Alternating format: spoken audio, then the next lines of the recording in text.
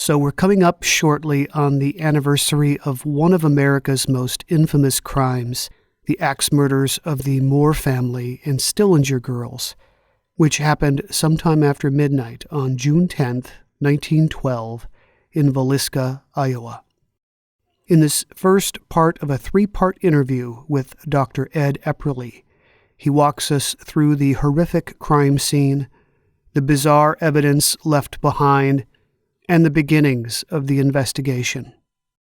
In part 2, which will be next week, the focus is on suspect F.F. Jones, Joe Moore's business adversary. In part 3, the week of the anniversary, is all about the very strange Reverend Lynn George Kelly, who would ultimately be tried for the murders. Also addressed in the third episode is suspect Paul Mueller, who is the subject of a past episode of Most Notorious. He is known as the man from the train. I hope you enjoy this three-part series. Let's begin. And by the way, this episode contains some graphic language, adult themes. Listener discretion is highly advised.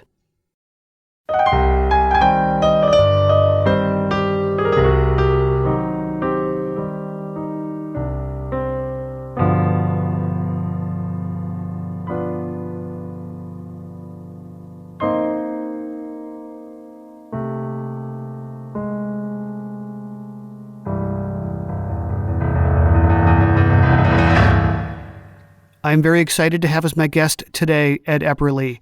He first began researching the 1912 Villisca, Iowa axe murders while back in college.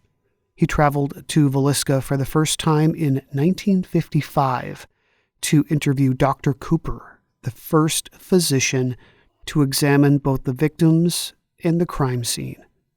He recently retired as professor of education at Luther College in Decorah, Iowa. And he is here today to talk about his book, Fiend Incarnate, Villisca Axe Murders of 1912. Great to have you here. Thank you so much. Well, thank you for the opportunity. Yes. Well, I've got to say, it's rare that I get a chance to speak to someone who has spent so much time on a case in their lifetime. Give us a little bit of an idea of your journey, if you would, researching and writing about this case. Some people have said it's an obsession, and I suppose it is to some degree, but I went there as a college student in the mid-1950s.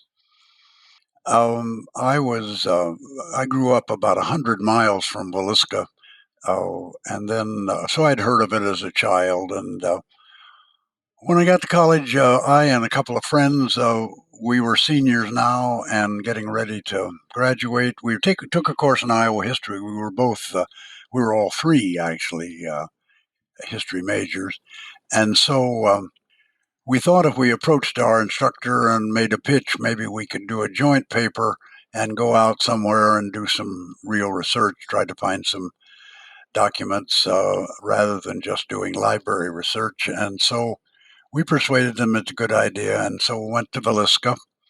At that time, we were able to interview several people. We, as you mentioned briefly in the introduction, that we talked to Dr. Cooper, who was the first doctor on the scene. We talked to Oscar Winstron, who was the prosecuting attorney at the Kelly trial. Those types of people. Well, I talked to a sister of the murdered girls, the Stillinger girls who had been murdered, and went back, wrote her paper. I got fascinated by the case and continued to, I suppose you would say, a kind of a hobby approach, where I would work with it for a while. And we stumbled on the axe and got control of the axe about in the 1960s and held it for 40 years, and then finally presented it to the Villisca Historical Society. They really aren't equipped to display it or protect it, and so it's on loan to the State of Iowa Historical Society in Des Moines. Gradually, I amassed more and more information, and pretty soon I attracted minor attention. They did a Iowa Public Television did a little show about events in Iowa, and Villisca made the cut, and so we went there and did a tour of the town and the courthouses where the trials took place and things like that. And only in the last 20 years have I thought about writing a book, and it took me nearly 20 years to do that, but we finally got it done, and it was released in November of this year, past year. That has to be an interesting story. How you got a hold of the axe. Well, I was reading an account in the Des Moines Register in 1945 in which they had a picture of a man holding the axe, James Risden. He was had been for a number of years the director of the Iowa Bureau of Criminal Investigation. At the time of the murder, he was a state investigator. They didn't have a Bureau of Criminal Investigation. The Attorney General in Iowa had a group of investigators that he could send out.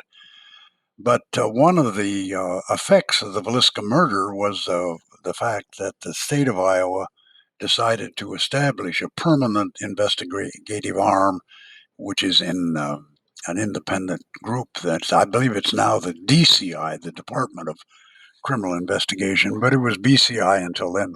Well, Risden was holding the axe, and the article said that the axe was in the possession of James N. Risden, who was retired head of that. My friend that I was working with on this, he was in Des Moines, and so I gave him a call, and I said, "This guy's in Des Moines. Why don't you give a call and see if he's still there and if he has the axe?" And he did, and he got an elderly lady who said, "Oh no, he died. I'm his widow." Well, we saw that he had the axe in 1945. Would you still have it? He said, "Yes, I do. It's in the closet upstairs. It gives me the willies. It's a horrid thing. And would you sell it?" "Oh, I'll give it away." And so Oh my friend gosh. Don Brown, who is deceased now, he went to her house and offered to pay her for it. She refused. He took it. After a week, he got thinking about the fact I need more as evidence it is the authentic axe, and so he took a notary public down, and she signed a notarized statement that it was the axe. And I think he felt a bit guilty in not giving her anything for it, so he gave her as a gift a box of chocolate-covered cherries. Uh, Don had it for a number of years, and then he left the state and kind of terminated his work on the case, and I was still plodding along, so I took over the axe and I had it in my home for 20 years, I suppose. And then finally, after the movie Villisca Living with a Mystery came out, I had been a consultant with them. I gave the axe to the Villisca Historical Society, and they were not able to take care of it. So they put it on loan to the State Historical Society in Des Moines. So I don't think it's on display, but it's there, and Villisca could or could not take it back, depending on their staffing and things like that. Wow, fascinating. Let's travel now to Villisca, Iowa in 1912. Can you tell us the kind of place it was? Sure, Villisca was not the county seat. It was in the edge of the county. It's on the far southeast corner of Montgomery County, Iowa. Red Oak is the county seat, which is about 13 miles to the west. Villisca, town of 2,000 at that time. It was a typical farm support community. It provided farmers with the support they needed to operate their farms. There was no substantial industry in the town. There was a Tyler.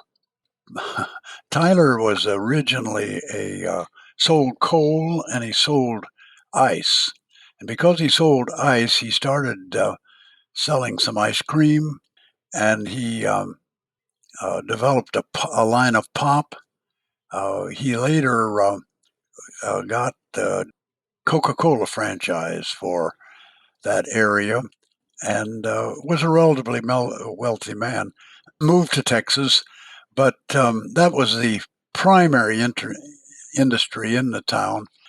But they had the usual number of, they had 4 doctors, they had a dentist, they had active churches, Presbyterian, Methodist, a small Catholic church, a small Baptist church, I believe. It's on the main line of the CB&Q Railroad, which is now Santa Fe, Burlington Northern Santa Fe. And that's the Amtrak line that runs through Iowa. It's in far southwest Iowa. It's about 20, 25 miles from Missouri and about maybe 50 miles from Nebraska. So it's in the corner of the state. I believe I said about 2,000 people live there. It has a town square, not a courthouse square. The courthouse is in Red Oak, of course, but it was a nice open area. When the murders occurred, the bodies were brought up to the City Hall, which is just across the street from the square, where they were prepared. They were open to the public on the day of the funeral, which was Wednesday after the Monday murder, but they were not open. All of the victims had been disfigured by the being struck in the head with an axe, an obvious reason, and they did not open the coffins. Joe Moore, the husband of the family, his mother was elderly and still alive. Joe was 43 at the time of the murder, and she came and wanted to see him, and they refused to open the coffin. He had been the worst mutilated of any of the victims, but they brought his. They did open the coffin, but they kept the body covered. They brought his arm out from under the covering, and she sat and held his hand for an extended period of time in the hours before the funeral.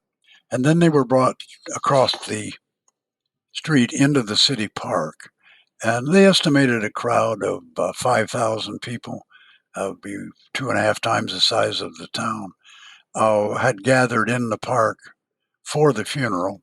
Then they were loaded on hearse, horse-drawn hearse, of course, in 12, and they had to use spring wagons for some. There were 8 victims of the murder, 6 of them children under 12, so they had to have several vehicles. And the cemetery is on the order of half a mile north of the town square. And so everyone went out to the cemetery. The Moores were all buried in the same grave. They had separate caskets, but they had opened a large pit grave and put them side by side. And now, if you go to the cemetery, there is a very large granite stone. It just says Moore, and then a long, narrow stone that runs across the top of the grave with each of the Moore victims listed. So it was Joe Moore, his wife Sarah. Would you walk us through the members of the Moore family and tell us the kind of business Joe Moore was in? Sure.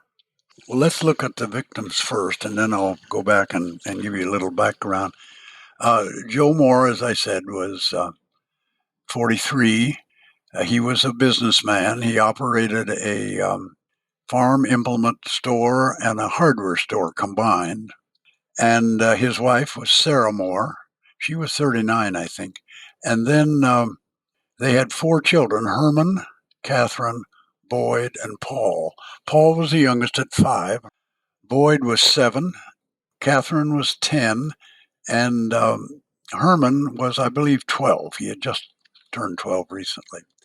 Then there were 2 more victims, Lena and Ina Stillinger. Lena was the oldest, and she was 11, and Ina was a week away from being 9 when she was murdered. They had come in. The murder was on Sunday night, the 9th of June, 1912. It might have been the 9th. It's possible it was after midnight, and then it would have been the 10th of June. It was discovered on the 10th. But Lena and Ina had come in to a Children's Day service at the Presbyterian Church. And the Moores, Katherine was a good friend, and so they went to church with Katherine. In the afternoon, they stayed in town because they were having children's service at night, which was at the end of the Sunday school year, and it was designed to let the youngsters of the church, they read Bible verses and they sang songs and they put on a little playlet and things like that. And so they, at supper time, had asked the Moores if they would call home to see if they could stay overnight with Katherine. And they got Blanche, the sister, an older sister named Blanche, and they lived about a mile and a half out in the country. And Blanche said, sure, that would be fine. They could come home Monday morning with the school teacher who walked right by the house. And so they were there just as visitors, completely coincidental that they were murdered because the killer ended up killing the entire 8 and so on. So it was a woman named Mary Peckham, right? Who was the first to notice something awry on the morning of June 10th. That's right. The murder house is about a block north of the square and then about 3 blocks east of the square. And it's on the southeast corner of that square, that block. And just to the west was the Peckham house. And Mary was 63 and not in ill health. And she noticed she was doing the Monday morning wash, had started about 5:30 probably. And at along about 7:30, she began to get suspicious that something was wrong at the Moores next door. It's really quite close, about 30 feet, I suspect, between the two houses. No one had gone to the privy. They didn't have indoor plumbing. Uh, no one had been in the yard. They had a barn behind the house, a small barn, and they had a cow and some chickens and a horse, and the animals had not been fed. And she got concerned enough that she went to the house and went from window to window trying to peer in. And that was frustrated by the fact the shades had been pulled clear down to the sill, so she couldn't see in. Doors were locked. She knocked on the doors. Nobody responded. So she called Ross Moore. Ross Moore was Joe's brother. He was had a drugstore uptown.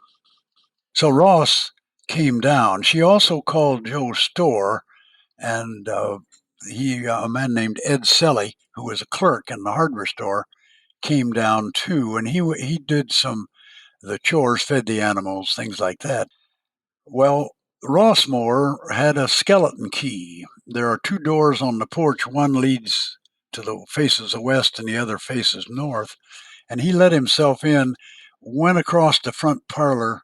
He's walking north now, and pushed open the door to a small spare bedroom in the front, off the front parlor, and he could see 2 figures lying in bed, and they were covered up, the cover pulled completely over their faces, and he could see blood on the bedstead behind them, so he knew something was wrong, and he let himself out and sent word uptown.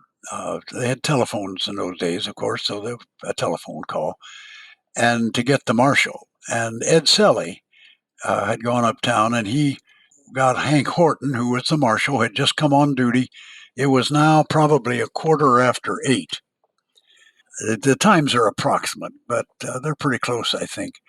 And Ed Selly and Hank Horton came down, and he said, "What's the trouble, Ross?" Ross was still standing on the porch, and Ross said, "Well, I think something terrible's happened in there." And so Horton went in the door, the west-facing door, and he and Ed Selly went across the front parlor. Horton said it was dark as night. I couldn't see a thing, so I struck a match. It was so dark because the killer had taken a black skirt, tore it in half, and put it again over the windows in the door. The front door had windows, and they were pinned up. The skirt was pinned over it, so we're getting no light in the windows, no light in the door glass. And he went into that room downstairs, pulled back the covers. He first went across and raised a shade and got some light. He pulled back the covers, and here was, he couldn't identify them. He thought it was either a girl and a woman, or it was a girl and a larger girl. It proved to be a larger girl. The bed ran north and south. Currently, it's open as a museum, and they have the bed running east and west. I'm not sure why they did that, but it's very clearly that the bed was running north and south. And each of the victims had a face cloth over it, and then the covers pulled over that. And they'd been struck in the head with an axe. Serious damage, of course, but it looked like they had only been struck once, and it looked like they had been struck with the butt of the axe, not the blade. The girl on the east, that would have been Lena. She was 11. She had been pulled about a third of the way down in the bed. She was lying on her right hip, rotated at the waist with her shoulders flat on the bed. Her undergarment had been removed, was sewn under the bed. Her nightgown had been pushed up above her waist, and her left leg had been brought up over her right leg, so that she was sexually exposed. It was obviously a display. There's some controversy. Her one arm was over her head, and some people say that she had a cut on her arm, but that was not the case.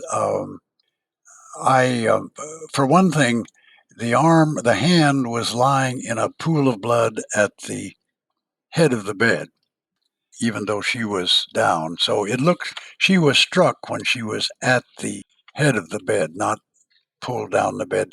Some thought she had awakened and tried to duck under the blow and slid down the bed, but it looks to me like she's pretty clearly pulled. The cut on her arm disappeared when they were preparing the body, and they washed the body, and it proved to be blood, but there was no cut. She had picked that up from the other blood. In the room itself, it's a very small room. The axe was leaning up against the south wall. It had been cleaned. The killer had taken a cloth and wiped it, but there was still blood and hair adhering to the axe while it was leaning there, so there's no question that it was the murder weapon. Along the east wall was a lyre-back dresser, two-drawer, I think might have three-drawer dresser. It had a large mirror that was in the lyre part of the dresser, and that mirror had been draped with a black skirt, probably taken out of the dresser itself. Looked to me like there are photographs in the book that I wrote. There is a photograph of that dresser and the covering of it. It looked like the killer rather casually threw it. The front windows were carefully pinned up so that they were there was no light getting out through the front window and the door. But in this case, it looked like the motivation was different. Part of the mirror was not covered, and so on. There was a lamp at the foot of the bed on the right side of the bed when you come in the room where the Stillinger girl was displayed, and the chimney had been removed and was under the dresser. There was a gold watch on the dresser, and a piece of watch chain was found lying on the floor. That proved to be Joe's watch and chain. It was broken, probably torn from his clothing or something. And then there was a 4-pound piece of slab bacon that had been placed in either cheesecloth or a dish towel, wrapped up, and was leaning against the wall beside the axe. Well, they stepped out of the room, and Horton, the marshal, said, "Well, come on, Ed, we'll go upstairs." And Sally, who was just a private citizen accompanying him, said, "Not me, I'm not going."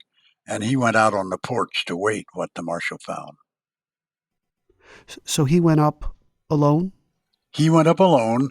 Let me just carry you through the rest of the scene, and then we can see where you want to go from there.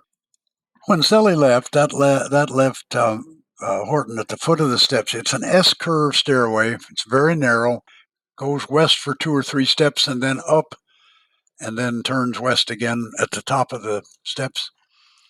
There's no hallway upstairs.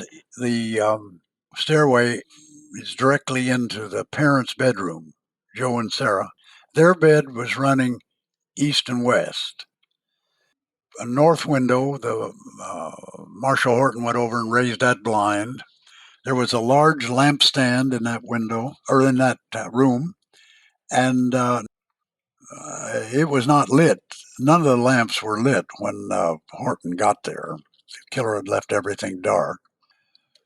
The Joe was on the south side of the bed, or the left side of the bed when you left the stairway and entered the room, and Sarah was to the north, or the right side of the bed.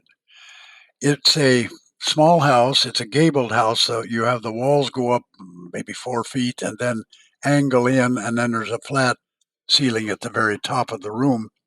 The bed was pushed under that gable where it came down, and both of the parents had been very severely mutilated. No blow in the house and any of the victims was below the chin. All of the blows were to the head. And Joe, starting at the chin, everything was gone, except the very back cap of his skull. And there was no face remaining or anything. Sarah had been hit on top of the head with the butt of the axe, but then the killer struck her with the blade. She was the only one that some people have argued that one of the Stillinger girls was hit with the blade of the axe, but that's undetermined. But she was definitely struck with a series of blows across the face, reducing it to, in the words of Dr. Williams, a series of slices about an inch wide. The killer, when he swung the axe, had hit the ceiling. Looks like he hit it on the backswing. When he came back, he hit the ceiling, and there was plaster dust had fallen on the bedclothes. They were covered with a face cloth, and the bedclothes pulled over the bodies completely until they had to be uncovered.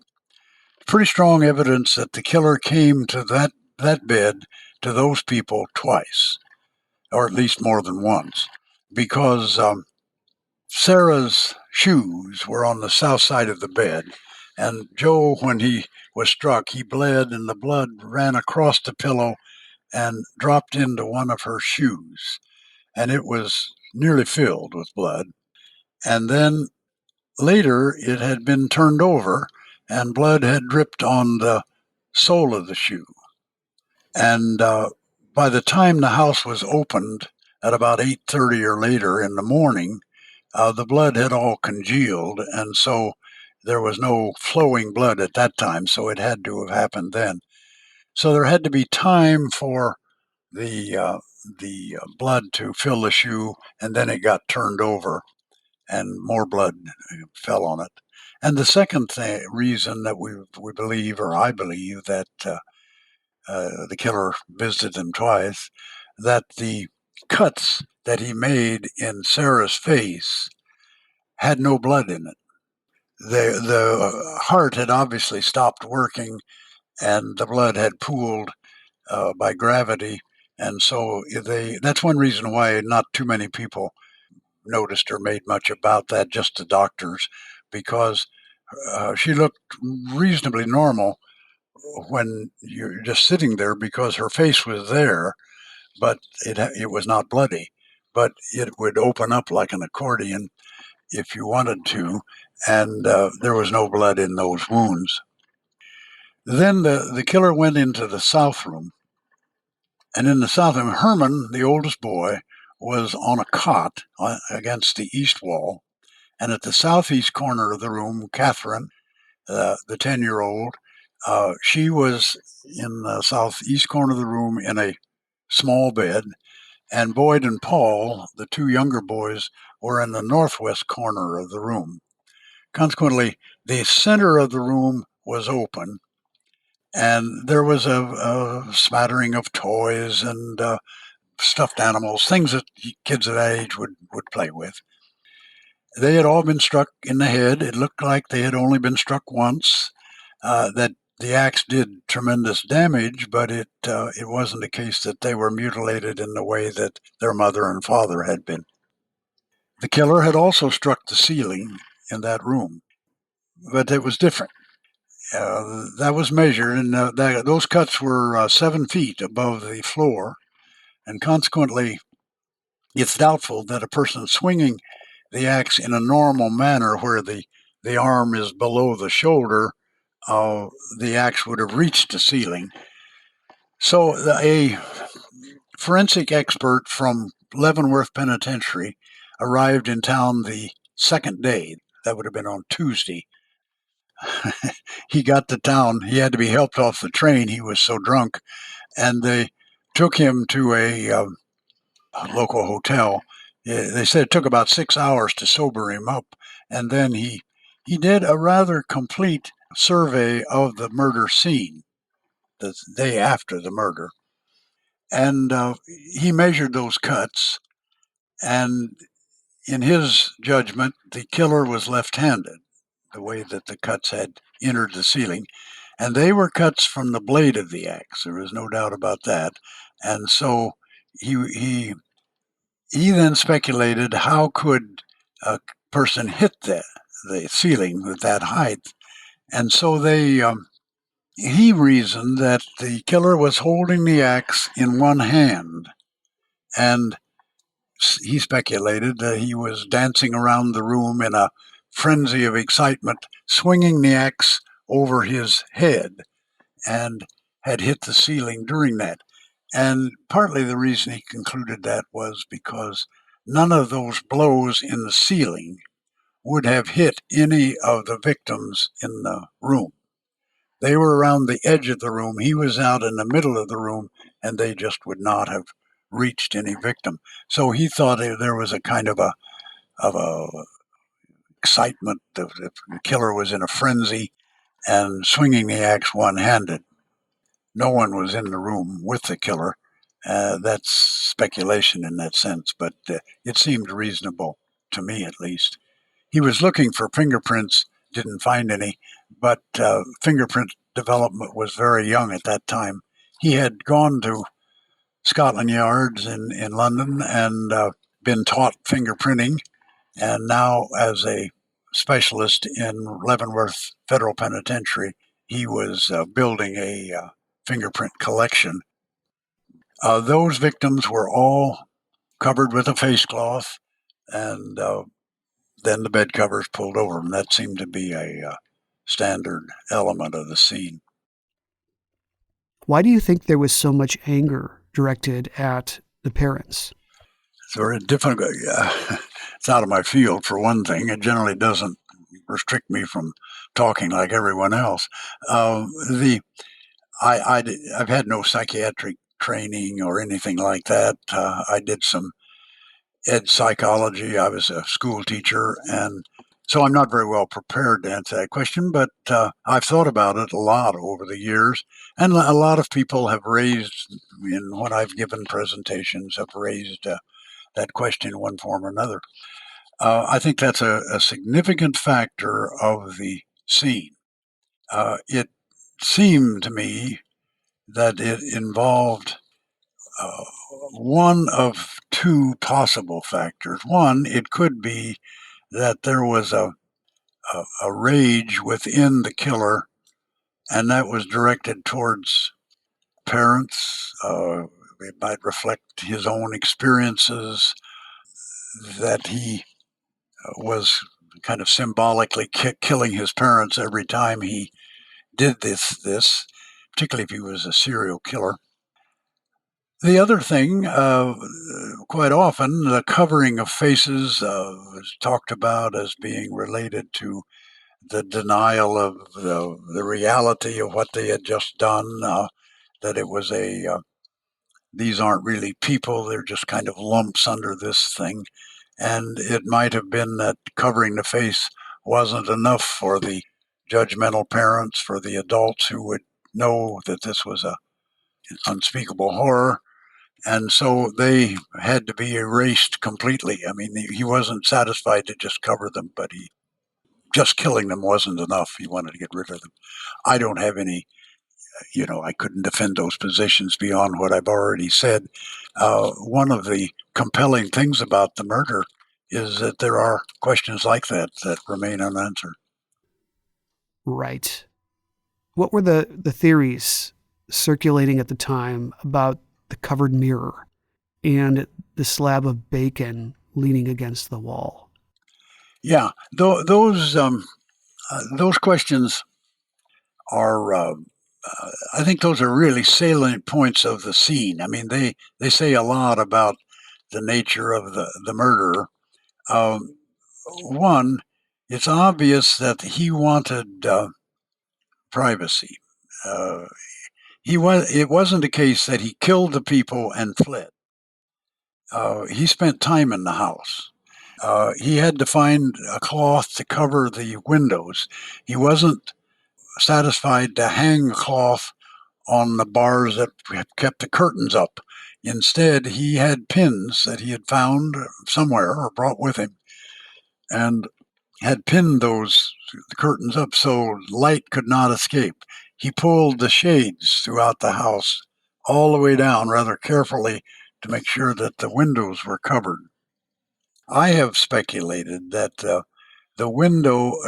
mirror was covered because he was looking at Lena Stillinger. He had brought her down the bed halfway. She was in a display, and that mirror is right in the corner of his eye. He's standing at the foot of the bed where the lamp is, and the mirror is in the middle of the wall. It's about 4 or 5 feet up the wall, and so any movement he makes in that room will cause the image to appear in that mirror. The flickering candle will cast shadows. So he might have covered it because he found it disturbing. He might have covered it because he didn't want to see himself. He felt guilty about what he had done. Those kinds of speculations. There are a lot of superstitions related to mirrors that might well explain it. One, funeral customs of that time, Victorian funeral customs, oftentimes prescribed the covering of mirrors if there's a corpse in the house.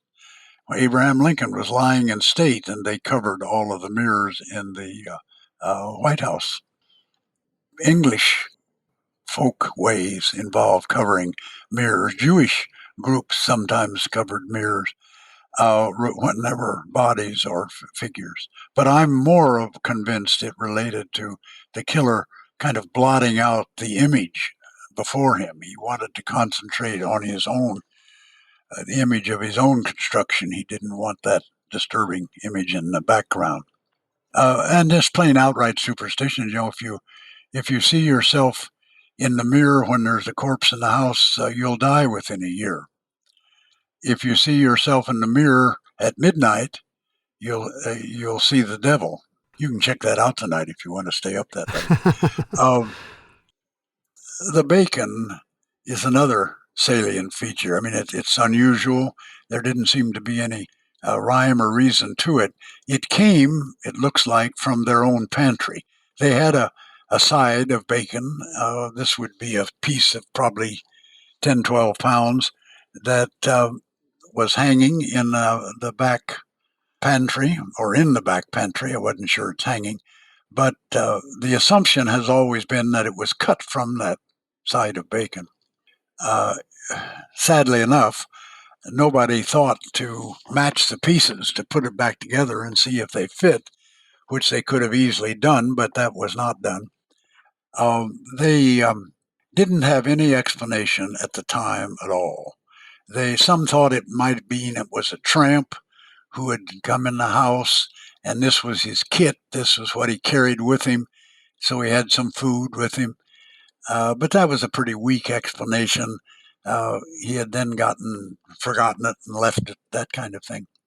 It remained that way until 1917. In 1917, the state attorney general, a man named Havner, was preparing a case for trial for the murder of Lynn George Jacqueline Kelly, who was a visiting minister that night and was in Villisca.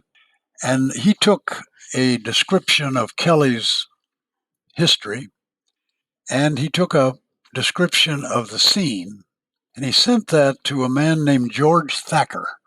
Thacker was the head of the Oregon Prisoner Aid Society, and that was a private group that would help prisoners adjust to a civilian life when they got let out of prison.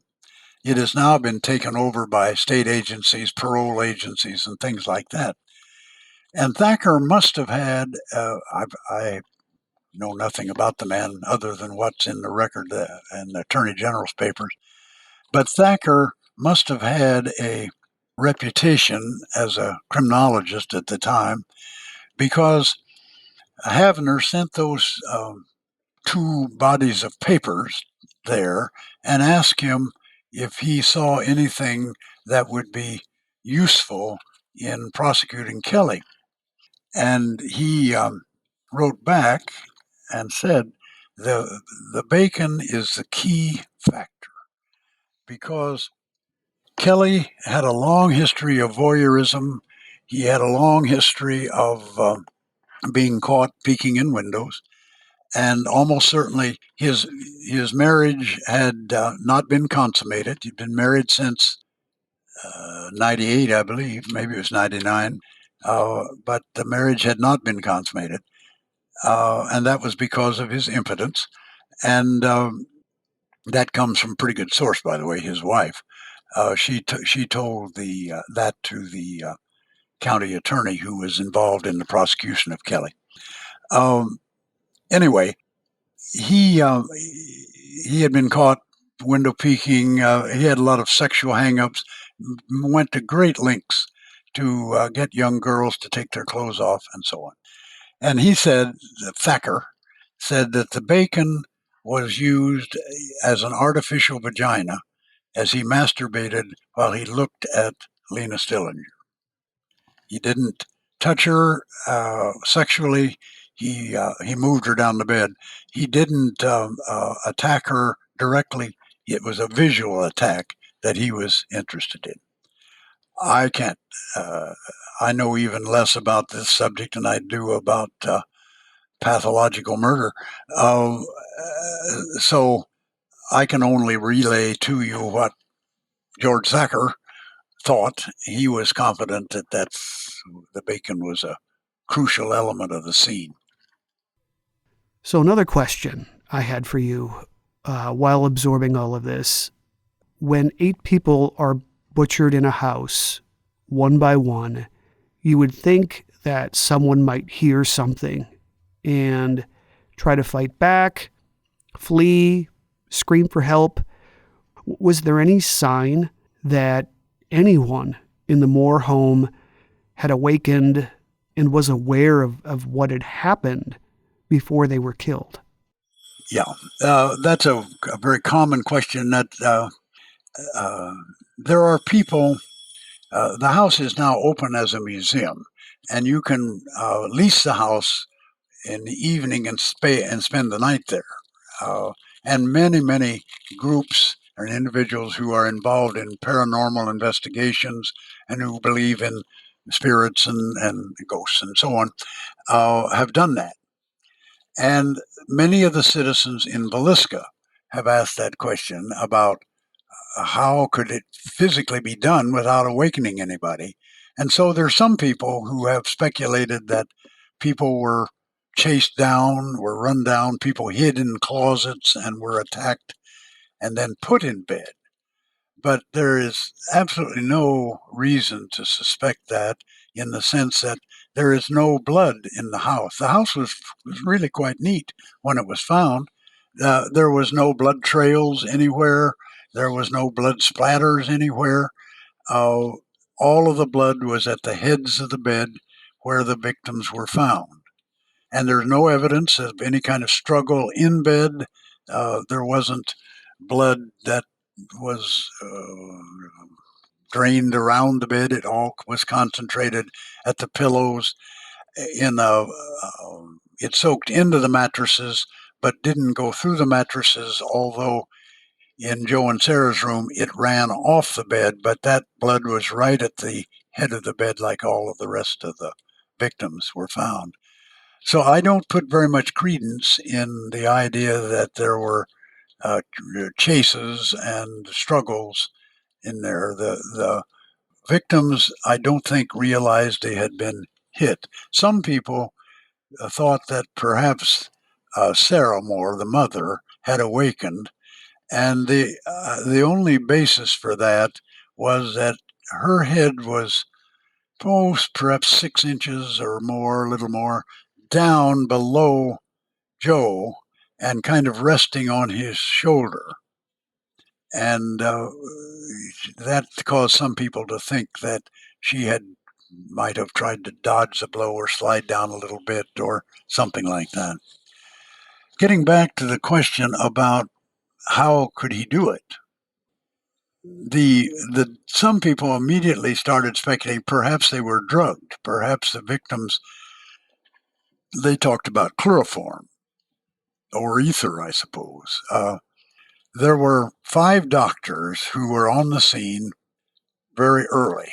4 of them were Villisca doctors, and one of them was the county coroner, who came about 9:30. The Villisca doctors were there by 8:30, quarter to 9, I suspect, and they made examinations of the room. All of those doctors agreed there was absolutely no evidence of any kind of anesthetic, anything that would have knocked them out in terms of chloroform or ether or anything like that. And they based that, I think, on residue and odors that they would have heard. No one has ever come up with an explanation how the killer would get them to all lie still while he administered the drug. And they've never explained how you could do that without getting a little woozy yourself, I suspect, if you had enough of the drug to knock people unconscious. The other explanation is that the killer was hiding in a closet. That is still widely believed. The paranormal groups give great attention to the upstairs closet. There is a closet in the upstairs. You've got the 2 rooms, the 2 bedrooms, and then there's a closet that opens to the east. And the first, perhaps 4 feet of that closet has been covered with planking and nailed down. It's a solid floor, and then it's just the bare joists running out over the kitchen. So there is a place that people could store things there, but they could also hide in there. And if you had no occasion to open the doors, you wouldn't know anyone was there. And that was the origin of that story came, I think, first from Minnie Moore. Minnie Moore was a sister of the murdered man, and she worked in Omaha and got there that Monday morning right after the murder. She got on a train, I'm sure, and came. It would probably be an hour and a half ride from Omaha on train in that time. And she speculated, well, maybe the killer hid in the closet upstairs. And then all they had to do was to come out, and they would be right at the parents' bedroom. So they could kill the parents before they realized what was happening. That story, that speculation, was picked up by a reporter from the Kansas City Post named Hoban. Hoban. Hoban was there the first day. He was certainly there on Tuesday, and I suspect he was there by Monday afternoon. The Kansas City Post was an offshoot of the Denver Post, and it was a bit of a journalistic rag at the time, something a little bit like our current newsstand or supermarket, National Enquirer, or that kind of thing. The It focused, tabloids. Yep.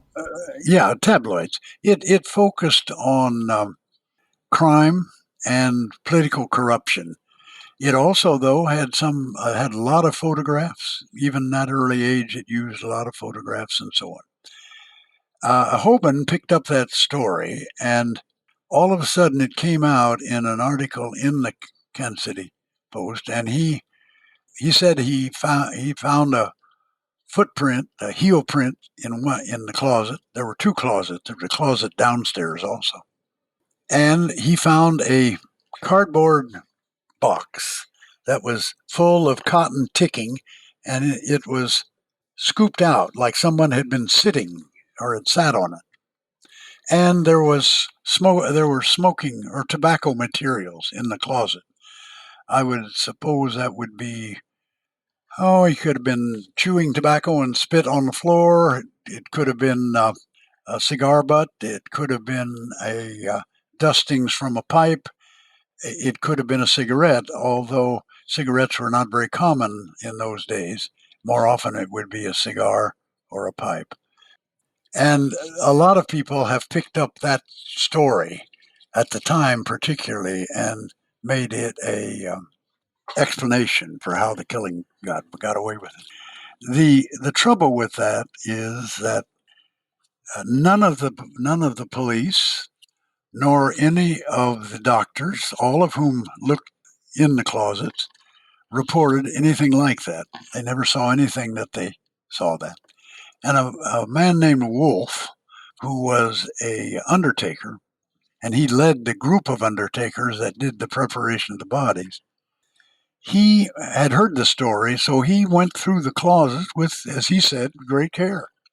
And he said there was no heel print that he ever saw. And he said the box of ticking was there. He saw it, but it was sitting on two suit boxes. Well, if you know suit boxes, we don't think of them much anymore, but they're about 5, 6 inches high, and they're a real light cardboard.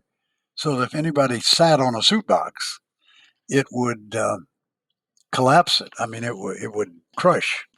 And then he said he found no evidence at all of any kind of smoking material in those closets. So my speculation is that Hoban had a deadline to meet and looking for a sensational headline, and he just took many more speculation and converted it into a news story. But anyway, it seems to me that youngsters are much easier to explain. You put a youngster to bed at that age. They'd had a big day. They had the special program at night. They were excited with their friends. They sleep the sleep of the just. I mean, they close their eyes. They're not responsible for the strange noise the furnace is making. They're not responsible for any noise in the house. They don't have to worry about tomorrow's work, any of those things. And I have a daughter who's now grown, and when she was a child, we could move around the room, we could make noise, and she wouldn't move. And I suspect that happened on the children personally.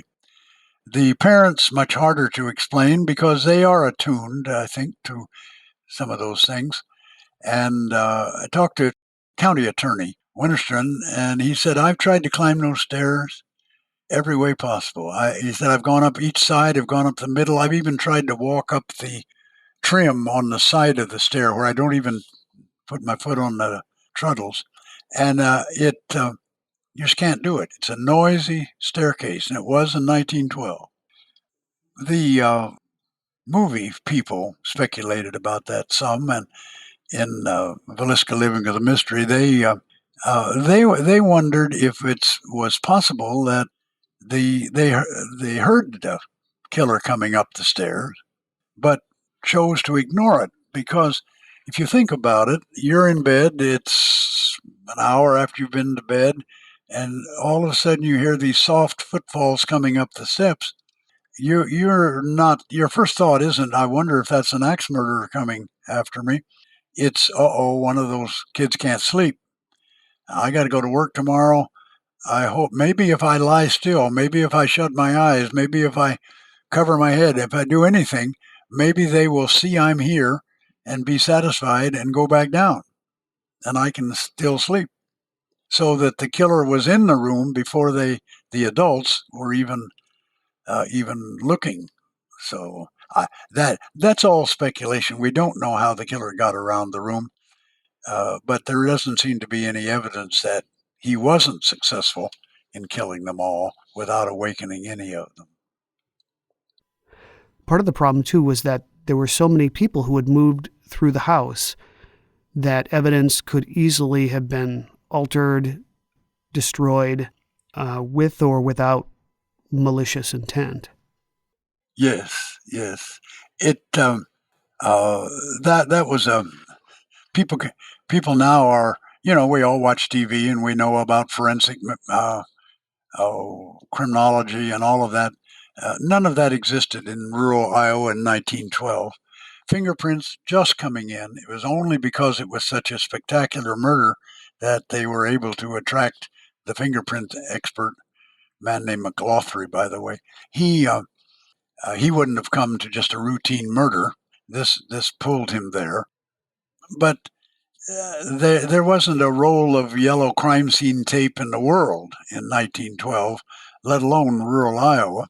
And Hank Horton, who was the day marshal and chief in a two-person group, he'd been a farmer for a while. He did carpentry work for a while, and now had been a marshal for something like 10 years. He was a man in his 50s. He had no training. He left the scene to go uptown to contact other officials, the county attorney, the state attorney general. They called for bloodhounds. All of that was done by telegraph or telephone, and he was there. He left a man named Mike Overman, who was Mike was 26 at the time, so he was a young fellow. He didn't have the gravitas to control the crowd. There were hundreds of people came to the scene. As soon as the word spread across town, everybody, stores closed. They closed the stores and people trooped down to the house.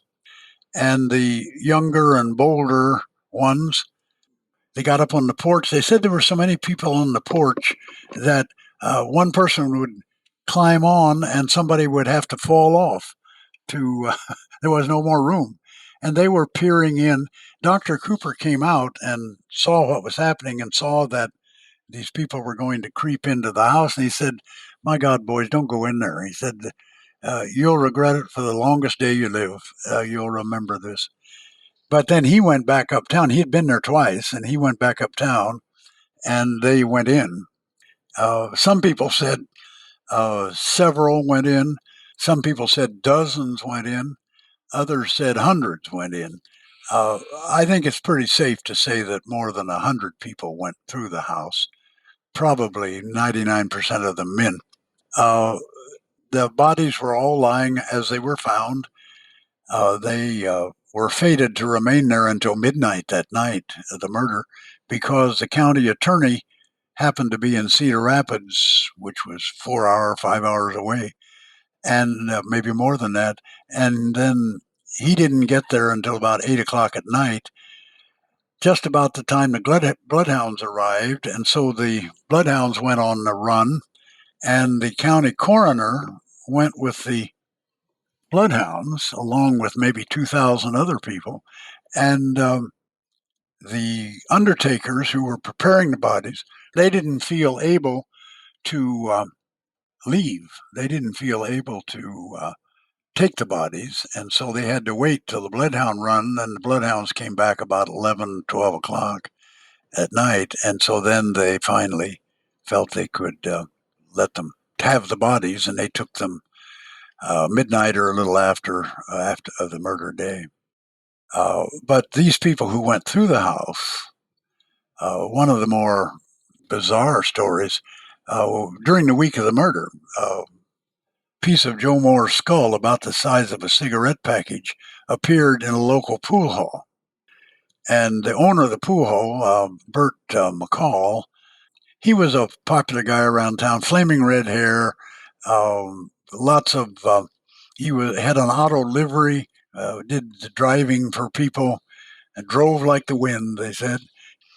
He had picked it up, he said, and took it as a souvenir. That got him into trouble later, but at the time, that story has been, some of the paranormal people had picked up elements of that story, but they got it garbled, and they thought it happened in 1935, but it happened in 1912. Yeah. So I wanted to ask you about the bloodhounds, because there is a moment that becomes very important. As the hounds are tracking a scent, they stop in front of the home of a very prominent Villisca resident. Yeah, there were no bloodhounds available. It caused, by the way, a rash of interest. You read the older papers, and a lot of counties, cities talked about after the murder, was it advisable to buy some bloodhounds so that they could start right away? Because by the time they got there, they were in Beatrice, Nebraska, which is eastern Nebraska. But by the time they got arrangements made and loaded and shipped by train, a handler came with them. It was 8:30 at night. It was dark. And so they came into the depot. They were picked up by Bert McCall, the guy with the piece of skull. Bert had an auto livery, so he brought them across town. It's 6-7 blocks from the depot to the house. And by that time, a crowd of, some people estimate 2,000. I don't have any basis for judging that, but a lot of people, most of them armed with shotguns, rifles, pitchforks, ball bats, axes, everything, had gathered in the front yard, and they took the dogs into the house. They let them smell the axe, and they let them smell the cloth that the killer had wiped the axe with. That, by the way, caused a general rush on the house when the bloodhounds went in, and a crush of people went right with them. And so they came out. They came out on the porch. The porch runs across the south of the house, about half of the house. And they went off the east side of the porch and across the yard out to the street. That would have been a dirt street in those days. And then they turned north, and they went to the end of that block and on up to at the end of the second block, which was out of town. It was at the edge of town, and turned west on a alley, small street that ran to the west. They followed that for 2 blocks, and then they turned south. And as they came south, now the whole crowd is behind them. Some people were following cars as best they could. Others were on horseback, and most were on foot. And so the handlers in front with the police, and everyone else is crowding as close to them as they can. And when they came south, that took them right by F.F. Jones's house. F.F. Jones became a suspect very soon. People suspected him that first day. And when they came by F.F. Jones's house, they stopped. And they were there for a short period of time, not 5 minutes, more like a minute, I suppose, but it was a definite stop. The people in the back could not see what was going on because they had several hundred people between them and the event. The rumor started, since Jones was already a suspect, that they had tried to go into the Jones or onto the Jones property, but the handler wouldn't let them. He pulled them back, and Then they continued south and turned to the west. They finally ended up on the southwest part of town. They'd gone around the business district. They went in the residential area. And then they went down to the Nottoway River, which is a small stream, small river, that runs just west of the town. Maybe it's half a mile west of town. And they had to cross a field or two to get to it. And there they seemed to lose the trail. They were brought back and they did that same run again that night. And they were brought there in the morning and they did the same run again in the morning. The stopping in front of Jones's house was part of the case against Jones. And they were arguing, people who believed he was behind it believed that the killer stopped there. And he was wealthy, state senator, Sunday school superintendent in the Methodist Church, had a community leader. And it would have been a case that he would have had to hire an outside killer to do it. But in the testimony before the grand jury, which didn't take place until 1917, the grand jury I'm talking about, there was a man named Ed Landers. Ed Landers was an insurance salesman, lived in neighboring town of Shenandoah, maybe 30 miles away. His mother lived just down the street from the murder house, and he and his family, they'd gone to California, and he had been there for 2 years working in California, decided to come back and did, and hadn't started his new job, but he was visiting his mother. And he was quite interested in the case and got involved with the investigation some. And he was following the bloodhounds right at the lead of the pack. He was right behind the police when the bloodhounds went. And the bloodhounds stopped in front of the Moore house while one of them answered a call of nature. That's what actually happened. But the people in the crowd didn't know that. And I give particular credence to that because Ed Landers was one of the major people in the case against Jones. His testimony was used in the slander suit that was involved, and in the case that was built against Jones, Ed Landers was a leading witness. And I think that if there had been any of the dogs trying to get into the Moore house or the Jones house, he would have certainly noted that, and he would have been very interested in reporting it. But he was clear before the grand jury when he was under oath that they didn't do anything except one of them, as he put it, did his business, and then they went on. Again, I have been speaking to Ed Epperly, author of Fiend Incarnate, Villisca Axe Murders of 1912. Part 2 next week. Talk to you then.